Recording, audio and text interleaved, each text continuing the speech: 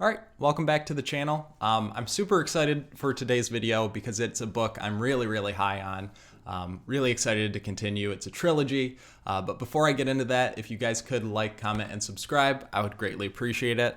But without any further ado, let's take a look at my most fun read of 2021, and that was Dyrk Ashton's Paternus. You guys, may not have heard of it. It's not super well known, but I believe in the year it was published, I'm pretty sure it won Self-Published Book of the Year. And that kind of leads me to why I picked it up in the first place. 2021, one of my major goals was to take a deeper look and explore self-published books. Before 2021, I hadn't read any book that was self-published. So I wanted to make a better effort, and everywhere I could find on these like self-published, like best self-published books or self-published book recommendations for fantasy, Paternus was on there, and it was usually pretty high up.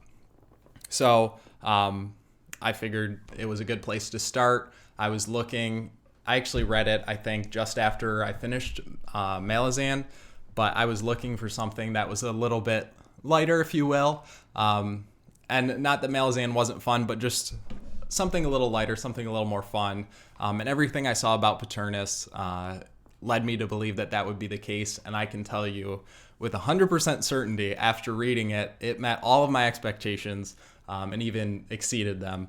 It was my most fun read of 2021. The magic system is incredibly unique, refreshing, and just simply put, cool. And basically, that's where we'll start. If you're into like Greek mythology, any urban legend, I think you'll really enjoy this book. It gives a unique take on all that, on like the explanations for them, which I am a sucker for. I really didn't even realize I was a sucker for that sort of thing until I read this book. But it scratched that like mythology itch that I think a lot of fantasy readers have. Definitely did a great job there. And it even has like certain artifacts and like explains the myths behind them and gives all the reasoning for that. So it was really cool, and I'll keep it spoiler free, but essentially what it boils down to, the core like magical component is you have like one celestial being from like the beginning of time, and all his offspring are immortal, and they all have certain like powers and whatever. And depending on like what thing he mated with, they like have a lot of those traits. And the older they are, the more powerful they are, because everyone's immortal. So they're like, he's still a lot like the celestial being is still alive and whatever. So it was really cool. And because they're so old and like powerful, that's where like these myths and legends came up to like explain certain things or explain them, and like religions popped up around them, all around these beings. So I found it really unique and really interesting. That mechanic alone made me want to keep reading. And if I haven't mentioned already, it is part of a trilogy. Right now I've only read Paternus, which is obviously the first installment, but I have the other two, and I'm super excited to pick those up. Because it left off with a very satisfying ending, but also an ending that made me want to keep reading. And like I said, I'm such a sucker for the core like magical component that I was just describing, that alone, like I'm hooked. I'm hooked on the series. And that really what made it my most fun read of 2021, that alone. But besides that, the book definitely does stand on its own. It's well written. Ashton's writing is simple, but it's not like bad. It doesn't detract from anything. I'm someone who, even though I loved Erickson's writing, but I don't necessarily need that type of writing in a book to enjoy it.